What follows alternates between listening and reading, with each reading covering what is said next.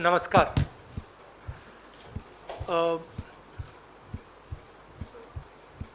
नरेंद्र मोदी जी का एक और बीजेपी का एक नारा था, 70 साल में कुछ नहीं हुआ।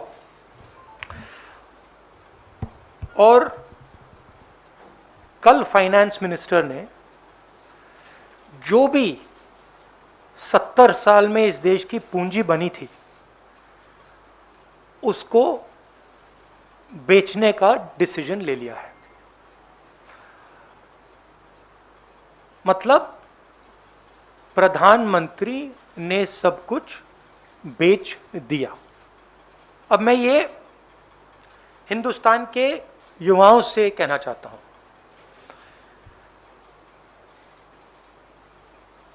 आपके हाथ से रोजगार छीना, कोरोना में आपकी मदद नहीं की, आपके जो किसान माता पिता हैं उनके लिए 3 स्पेशल कानून बनाए।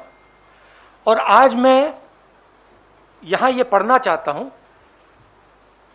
कि प्रधानमंत्री अपने मित्रों को हिंदुस्तान का क्या क्या बेचकर दे रहे हैं।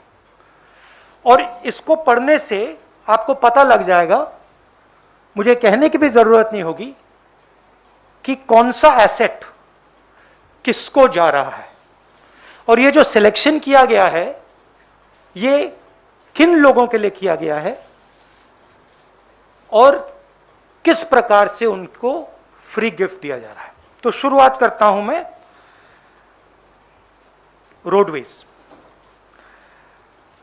1.6 लाख करोड़ रुपीस का गिफ्ट, 26,700 किलोमीटर नेशनल हाईवेज।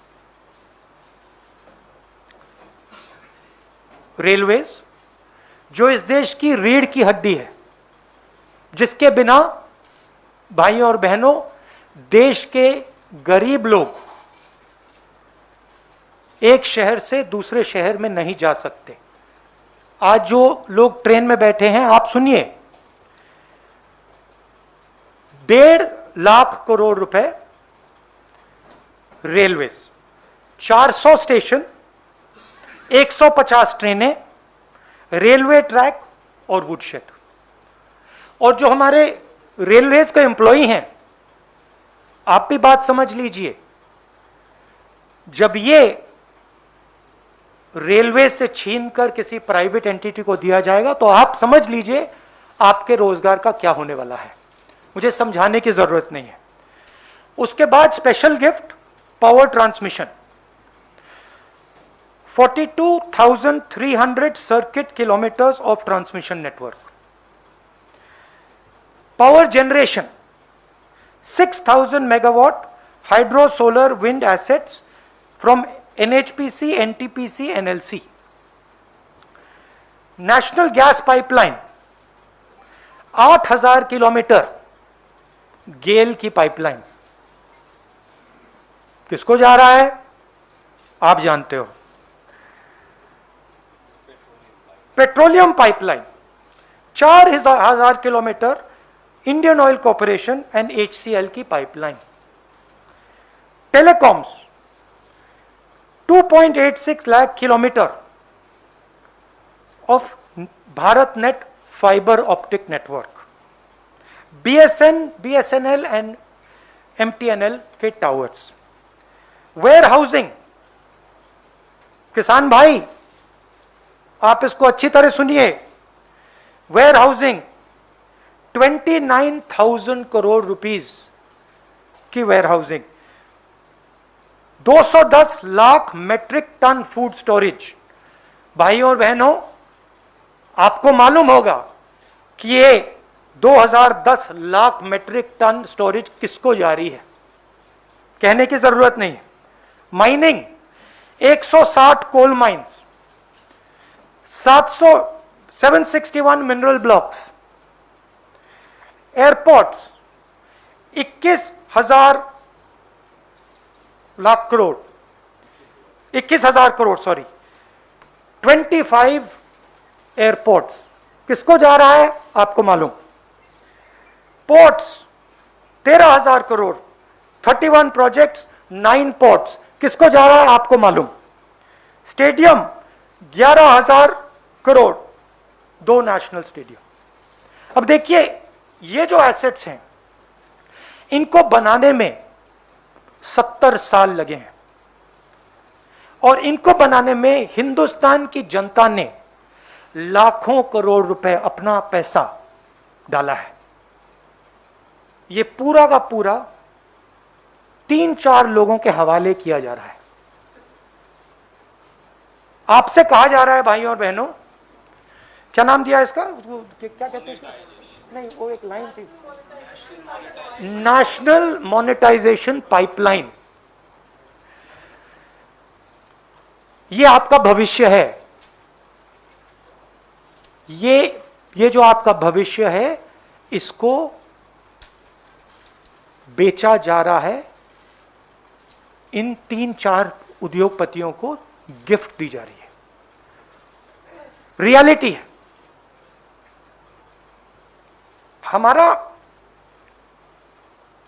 हम प्राइवेटाइजेशन के खिलाफ नहीं है, हमारा प्राइवेटाइजेशन का लॉजिक था। लॉजिक मैं आपको बता देता हूं। सबसे पहले जो स्ट्रेटेजिक इंडस्ट्रीज हैं उनको प्राइवेटाइज नहीं करा जाता था। इसमें से रेलवेज स्ट्रेटेजिक इंडस्ट्री हम मानते थे। स्ट्रेटेजिक क्योंकि ये हिंदुस्तान की रीढ़ की हड्डी है, स्ट्रेटेजिक क्योंकि ये लाखों करोड़ों लोगों को ट्रांसपोर्ट देती है, स्ट्रेटेजिक क्योंकि इसमें बहुत सारे लोगों को एम्प्लॉयमेंट मिलता है, इसलिए strategic.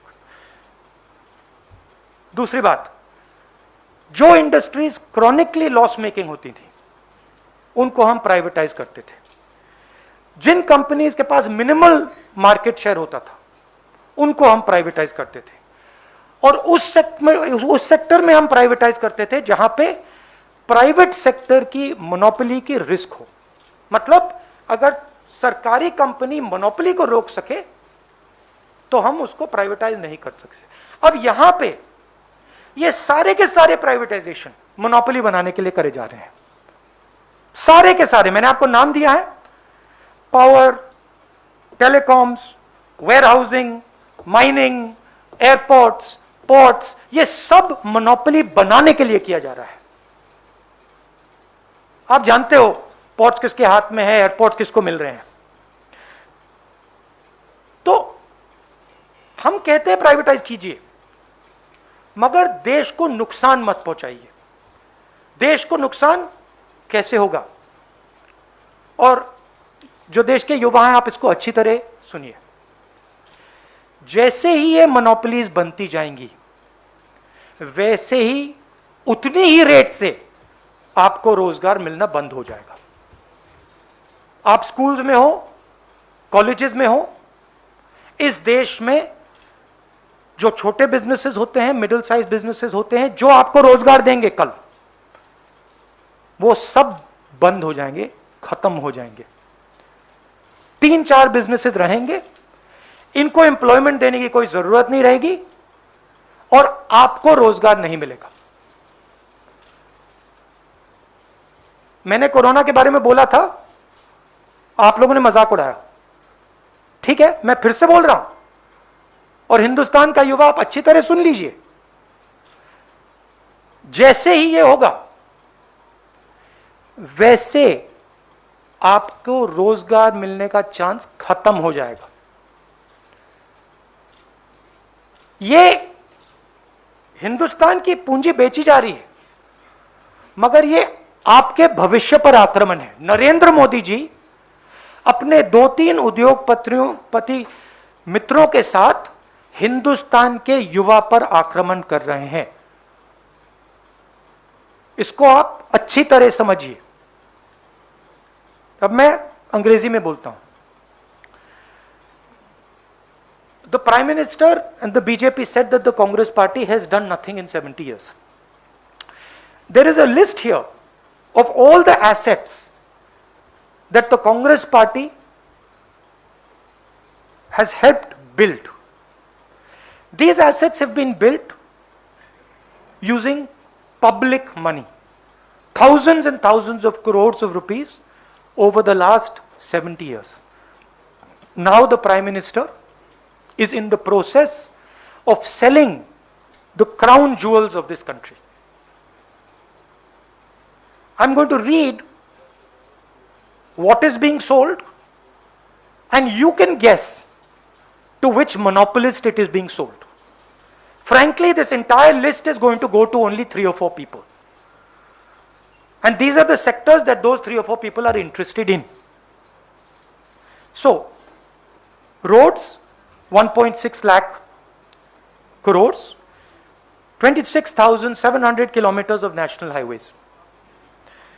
Railways, 1.5 lakh crores, 400 stations, 150 trains, railway tracks and woodsheds. Power transmission, 42,300 circuit kilometers of transmission network. Power generation, 40,000 crores, 6,000 megawatts of hydro, solar, wind assets. Natural gas pipeline, 25,000 crores, 8,000 kilometers of GAIL pipeline. Power pipeline, 4,000 kilometers, sorry, petrol pipeline, 4,000 kilometers, Indian Oil and HPCL pipelines, 22,000 crores. Telecom, 35,000 crores, 2.86 lakh kilometers of BharatNet fiber optics. Warehousing, 29,000 crores, 210 lakh metric tons of food storage. Who is this designed to hurt? This is designed to hurt our farmers. This is designed to make sure that one person gets a monopoly in the agricultural system of India. Mining, 20,000 crores, 160 coal mines.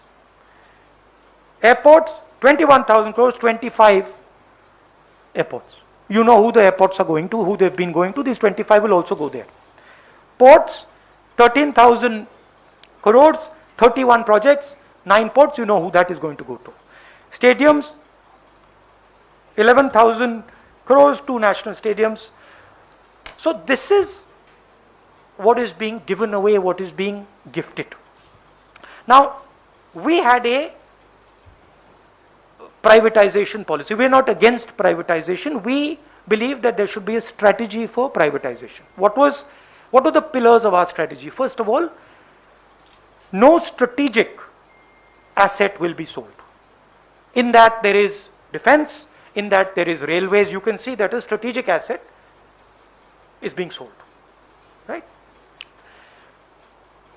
We said only companies which are chronically loss-making, only companies which have minimal market share, and we will not sell companies where there is a risk of a monopolist. So where the public sector can help ensure that the industry is fair, free, and is not monopolized, we will not sell that sector. This entire privatization is designed to create monopolies. The whole idea behind this thing is to create monopolies for 3 or 4 people. And my young friends who are today searching for a job cannot find a job. You have to understand that the reason you cannot find a job is because the entire small and medium industries have been destroyed. And the reason they've been destroyed is because the Prime Minister insists on building 2 or 3 monopolies that own everything in this country. This is not just a gifting of India's assets. This is going to ensure that the young people in India will not be able to find employment in the future. I gave a warning during Corona. I said to you that Corona is going to be a disaster. I was ridiculed. I am saying to you again, this thing is going to ensure that our young people do not get jobs. This is going to ensure that our entire industrial structure is controlled by 2 or 3 people. And so as a youngster, it is your duty and my duty to fight this and to make people understand what the Prime Minister is doing. The Prime Minister is not working for the people of India. The Prime Minister is working for 2 or 3 monopolists. There are many other issues related to this, which we haven't gone into the details of, but we are concerned. There is the issue of what happens to reservations, for example. There is the issue of what happens to strategic industries. So we are going to study those things, and we are going to come out with a viewpoint on those ideas. But the central idea here is that what this country has built over the last 70 years is being given away. Right? There is an excuse they have come up with that we are leasing this. Right? You are leasing, for example, you are leasing a gas pipeline. You are leasing it for a % of the value. How much money have the Indian people put into building that pipeline? Thousands and thousands and thousands and thousands of crores have been put into that to create that asset. Now you're going to take a little bit of rent from that asset and you're going to gift the asset to these people. And what's going to happen after 40 years? Who knows? Who knows what's going to happen after 40 years? Now, the government clearly has mishandled the economy. The government clearly does not know what to do. They have basically destroyed what the UPA built. And now, as a last resort, they are selling everything that we had helped create.